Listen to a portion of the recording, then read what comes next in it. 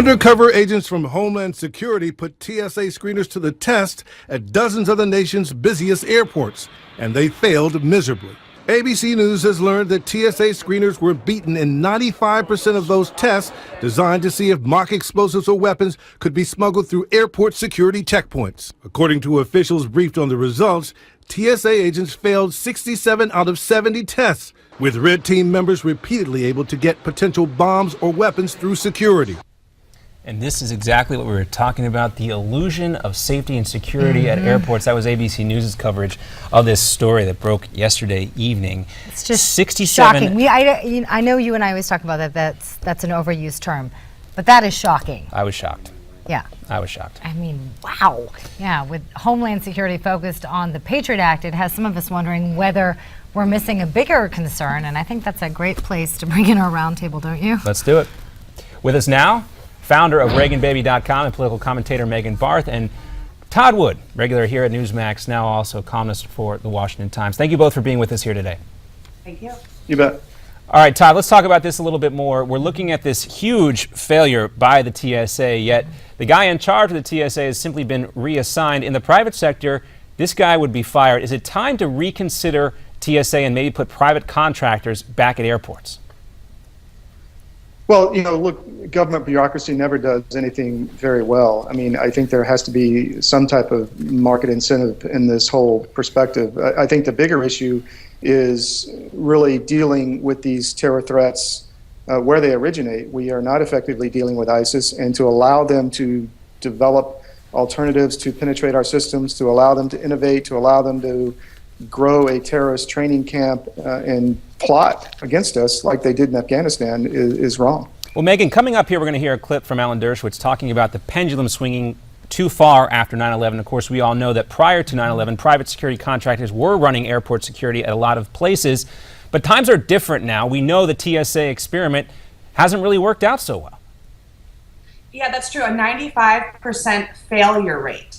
So what is getting through security? We are no more secure than we were perhaps prior to 9/11.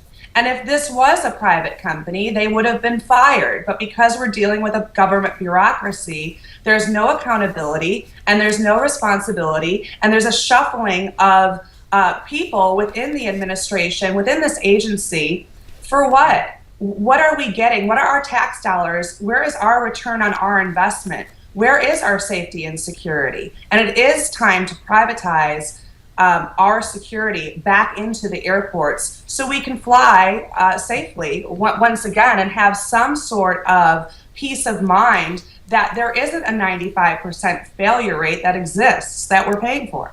Well, Homeland Security Secretary Jay Johnson was so frustrated by the matter, and as John mentioned, he actually reassigned that TSA leader yesterday. This following an oversight committee meeting on transportation security. Take a listen, want to get your reaction.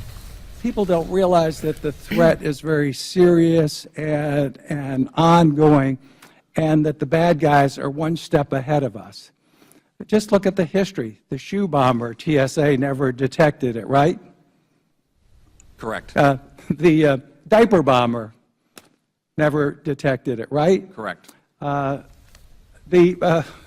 The New York Times Square bomber, he bought his ticket on the phone, went to JFK and went through all the screening systems, was not stopped till he got on the plane, and it wasn't TSA, right?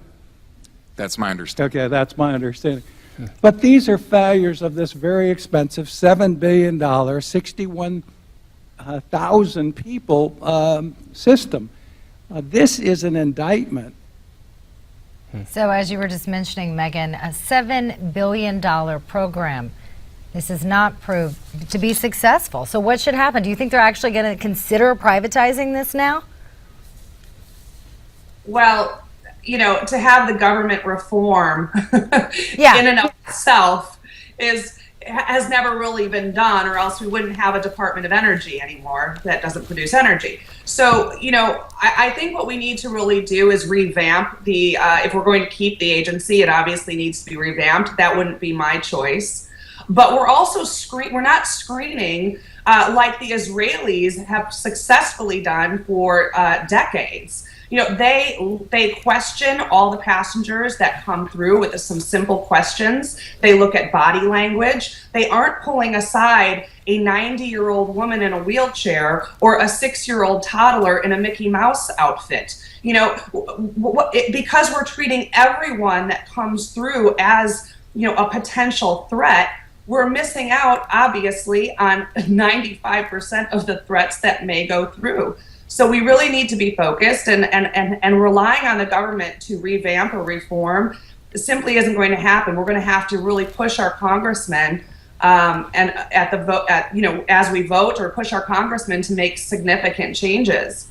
Oh. All right. Well, Megan and Todd, we still have plenty more to come up in our second roundtable. So stay with us. We'll be right back. You're watching Newsmax Now.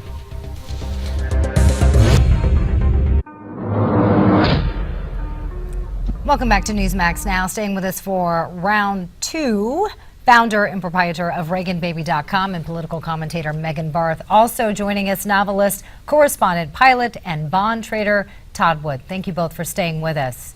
Before we move on to our next topic, I just want to ask you, because John and I were kind of talking during the break with this TSA thing, saying I find it interesting that they had this 95% failing grade, basically. I mean, an F. 5% if you're going to grade them. 5%, yeah, they get 5% right. 5% out of 100. How many of you have been pulled over for security reasons? Megan, has anybody ever stopped you? I've been detained. Yes. Okay. And Todd, you? Well, as Megan mentioned, I go to Israel quite often, and yes, I've been questioned and looked into thoroughly, I should say, there.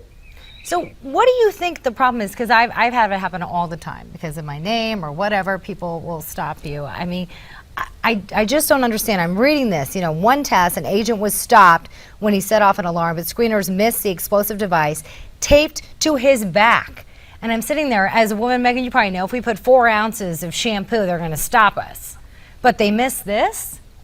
Yeah, and I think it kind of refers to what I said before. They're looking for the wrong things and perhaps at the wrong people. And when you're relying on a government bureaucracy to be efficient, that would be our first mistake. There is no efficiency in a government bureaucracy. There are layers and layers and layers which provide inefficiency. You know, if this were a private company that had this failure rate of 95%, they would have been fired. A long time ago. A long time ago. All right, let's move on, guys. We also want to talk about the Supreme Court case that came down yesterday, the Alanis case, which says that you can't convict somebody based on Facebook threats or social media threats here. And we look at this in a broader perspective here.